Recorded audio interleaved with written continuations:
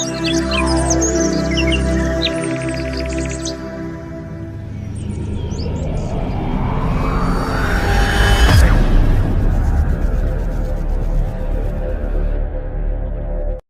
The lord friends, good morning.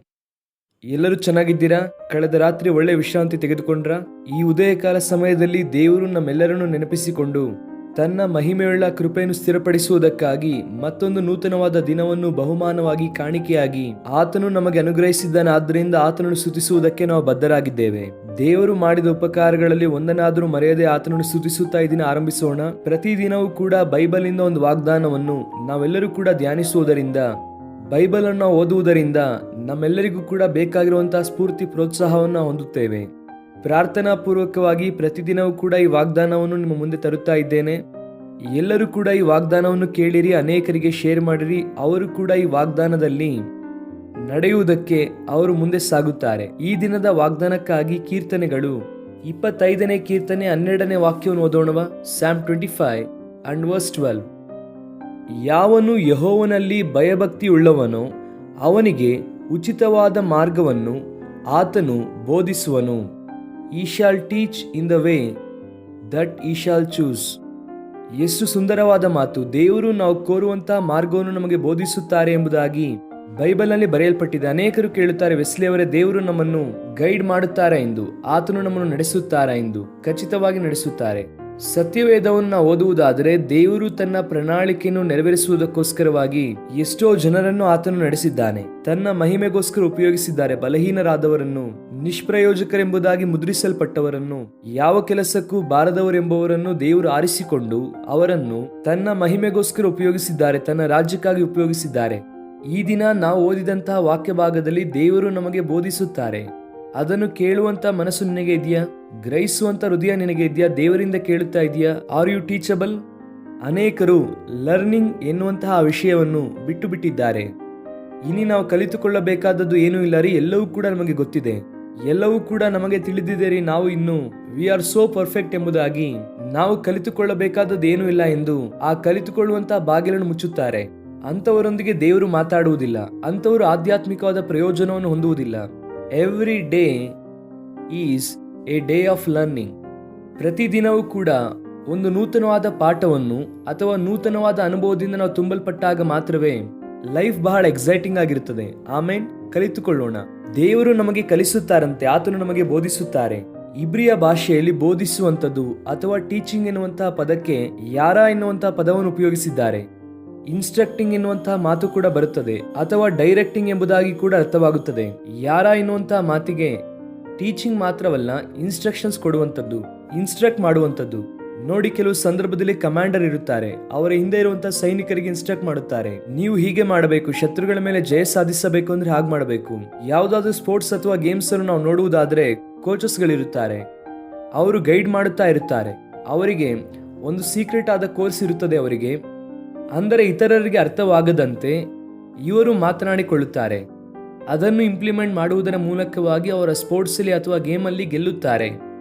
ಜೀವಿತದಲ್ಲಿ ಗೆಲ್ಲುವುದಕ್ಕೆ ದೇವರು ನಮಗೆ ಬೋಧಿಸುತ್ತಾರೆ. ಆತನ ಮಾತಿನ ಮೇಲೆ ದೃಷ್ಟಿ ಇಡುವುದಾದ್ರೆ ಖಚಿತವಾಗಿ ಆಶೀರ್ವಾದ ಕಾಣುತ್ತೇವೆ. ಇದುವರೆಗೂ ಒಂದು ವೇಳೆ ನಿನ್ನ ಜೀವಿತದಲ್ಲಿ ಕೆಟ್ಟದಾದ ಅನುಭವ ಇದೆಯಾ? ಯಾವುದೇ ವಿಧವಾದಂತಹ ಸಂತೋಷ ಇಲ್ಲದೆ, ಆನಂದ ಇಲ್ಲದೆ, ಯಾತಕ್ಕಾಗಿ ಜೀವಿಸುತ್ತಾ ಇದ್ದೇನೆ ಎಂಬುದಾಗಿಯೂ ಕೂಡ ಗೊತ್ತಿಲ್ಲದೆ ವಿಷಾದ ವೇದನೆ ನಿನ್ನಲ್ಲಿದೆಯಾ? ಒಂದು ಸಾರಿ ದೇವರ ಸಮ್ಮುಖದಲ್ಲಿ ಕೂತುಕೋ, ಆಸ್ಕ್ ಹಿಮ್. ದೇವರನ್ನು ಕೇಳು, ಕರ್ತನೇ ನನಗೆ ಬೋಧಿಸಿರಿ ಅಪ್ಪ, ನಾನು ಕೋರಬೇಕಾದಂತಹ ಮಾರ್ಗ, ಅಕ್ಸೆಪ್ಟಬಲ್ ವೇ, ಅಕ್ಸೆಪ್ಟಬಲ್ ಥಿಂಗ್ಸ್ ಅನ್ನು ನನಗೆ ಬೋಧಿಸಿ ಎಂಬುದಾಗಿ ದೇವರನ್ನು ಕೇಳು. ಆತನ ಸ್ವರವನ್ನು ಕೇಳುತ್ತೀಯ? ದೇವರು ಖಚಿತವಾಗಿ ನಿನ್ನೊಂದಿಗೆ ಮಾತನಾಡುತ್ತಾರೆ. ನಾವು ಎಡಕ್ಕಾಗಲಿ ಬಲಕ್ಕಾಗಲಿ ತಿರುಗುವಾಗ, ಇಲ್ಲ ಇದೇ ಮಾರ್ಗ, ಇದರಲ್ಲಿ ನಡೆ ಎಂಬುದಾಗಿ ನಮಗೆ ಒಂದು ಶಬ್ದವು ಕೇಳಿಸುತ್ತದೆ ಎಂದು ಯೆಶಾಯನ ಪುಸ್ತಕದಲ್ಲಿ ನಾವು ನೋಡುತ್ತೇವೆ. ಪರಿಶುದ್ಧಾತ್ಮನು ನಮ್ಮನ್ನು ಗೈಡ್ ಮಾಡುವ ಆತನು, ಪರಿಶುದ್ಧಾತ್ಮನು ನಮ್ಮ ಹೃದಯದಲ್ಲಿದ್ದಾರೆ. ಯೇಸು ಕ್ರಿಸ್ತನನ್ನು ನಮ್ಮ ರಕ್ಷಕನಾಗಿ ನಾವು ಅಂಗೀಕರಿಸುವಾಗ ಪರಿಶುದ್ಧಾತ್ಮನು ನಮ್ಮ ಹೃದಯದಲ್ಲಿ ಬಂದರು. ಆತನು ಮಾಡುವ ಕೆಲಸ ಏನೆಂದರೆ, ನಮ್ಮನ್ನು ನಡೆಸುವಂತಹ ದೇವರು ನಮ್ಮೊಂದಿಗೆ ಮಾತನಾಡುತ್ತಾರೆ. ನೀನು ಏನು ಮಾಡಬೇಕು, ಏನು ಮಾಡಬಾರದು, ಹೇಗೆ ಮಾತಾಡಬೇಕು, ಹೇಗೆ ಮಾತಾಡಬಾರದು ಎಂಬುದಾಗಿ ಪರಿಶುದ್ಧಾತ್ಮನು ನಿನ್ನನ್ನು ನಡೆಸುತ್ತಾರೆ. ಆತನ ಮಾತಿಗೆ ಒಳಗಾಗುವುದಾದರೆ ವಿಧೇಯತೆಯಲ್ಲಿ ಆಶೀರ್ವಾದ ಕಾಣುತ್ತೀಯ. ಬೈಬಲ್ನಲ್ಲಿರುವಂತಹ ಎಷ್ಟೋ ಮಾತುಗಳು ವಿಧೇಯತೆ ಎನ್ನುವಂತಹ ಒಂದು ಮಾತಿನಲ್ಲಿ ಅಡಕವಾಗಿದೆ.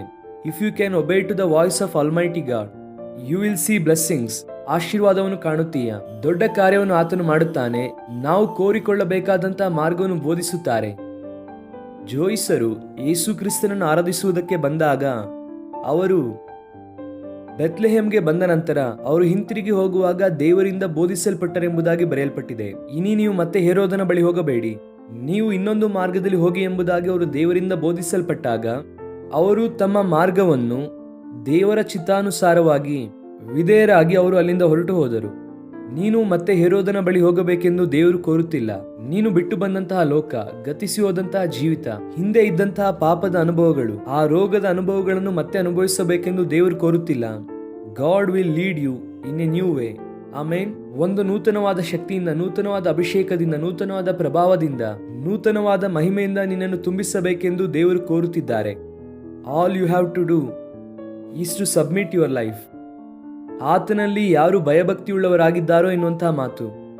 ಪ್ರಪಂಚದಲ್ಲಿರುವವರನ್ನು ನೋಡಿ ಅವರಿಗೆ ಭಕ್ತಿ ಇಲ್ಲ, ಇವರಿಗೆ ಭಕ್ತಿ ಇಲ್ಲ ಎಂಬುದಾಗಿ ಹೇಳುವುದನ್ನು ನಿಲ್ಲಿಸು. ನಿನ್ನ ವಿಷಯ ಏನೆಂಬುದಾಗಿ ನೋಡು. ನಿನಗೆ ಭಕ್ತಿ ಇದೆಯಾ ಇಲ್ಲವಾ ಎಂಬುದಾಗಿ ಗಮನಿಸು. ಅನೇಕ ಸಾರಿ ನಮ್ಮ ಜೀವಿತದಲ್ಲಿ ನಂಬಿಕೆಯಲ್ಲಿ ಬೆಳೆಯದೇ ಇರುವುದಕ್ಕೆ ಕಾರಣ ಇದೆ.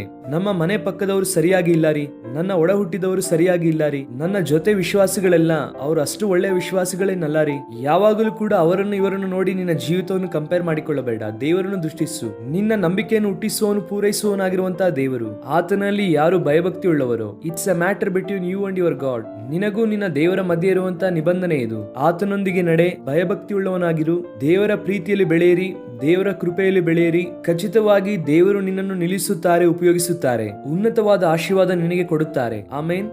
ಕಣ್ಣು ಮುಚ್ಚಿರಿ. ಚಿಕ್ಕ ಪ್ರಾರ್ಥನೆ. ಪ್ರೀತಿಯುಳ್ಳ ತಂದೆ, ನಮಗೆ ಬೇಕಾದಂತಹ ಮಾರ್ಗವನ್ನು, ನಾವು ನಡೆಯಬೇಕಾದಂತಹ ಮಾರ್ಗವನ್ನು ನಮಗೆ ಬೋಧಿಸುವುದಕ್ಕಾಗಿ ಸ್ತೋತ್ರ. ನಿನ್ನಲ್ಲಿ ಭಯಭಕ್ತಿಯುಳ್ಳವರನ್ನು ನೀವು ಯಾವತ್ತೂ ಕೈ ಬಿಟ್ಟಿಲ್ಲ, ಕೈ ಬಿಡುವುದಿಲ್ಲ ಕೂಡ. ಅದಕ್ಕಾಗಿ ನಿಮಗೆ ಸ್ತೋತ್ರ. ಈ ದಿನ ಯಾರ್ಯಾರು ಈ ವಾಗ್ದಾನವನ್ನು ನೋಡುತ್ತಾ ಇದ್ದಾರೋ, ಈ ವಾಗ್ದಾನ ತಮ್ಮ ಜೀವಿತದಲ್ಲಿ ನೆರವೇರಬೇಕೆಂಬುದಾಗಿ ಬಯಸುತ್ತಿದ್ದಾರೋ ಅವರೆಲ್ಲರನ್ನೂ ಕೂಡ ನೀವೇ ಮುಟ್ಟಿ ಬಲಪಡಿಸಿ ನಿಮ್ಮ ಆತ್ಮನ ಮೂಲಕ ನಡೆಸಿ ಎಂಬುದಾಗಿ ಪ್ರಾರ್ಥಿಸುತ್ತೇವೆ. ಪರಿಶುದ್ಧಾತ್ಮನಾದ ದೇವರೇ, ಪ್ರತಿಯೊಬ್ಬರನ್ನು ಕೂಡ ನಿಮ್ಮ ಬಲವಾದ ಅಭಿಷೇಕದಿಂದ ತುಂಬಿಸಿ ಅದ್ಭುತವನ್ನು ಮಾಡಬೇಕೆಂದು ಯೇಸು ಕ್ರಿಸ್ತನ ನಾಮದಲ್ಲಿ ಬೇಡಿ ಹೊಂದಿಕೊಳ್ಳುತ್ತೇವೆ ನಮ್ಮ ತಂದೆ. ಆಮೇನ್, ಆಮೇನ್. God bless you, dear friends. Have a wonderful day. Keep smiling.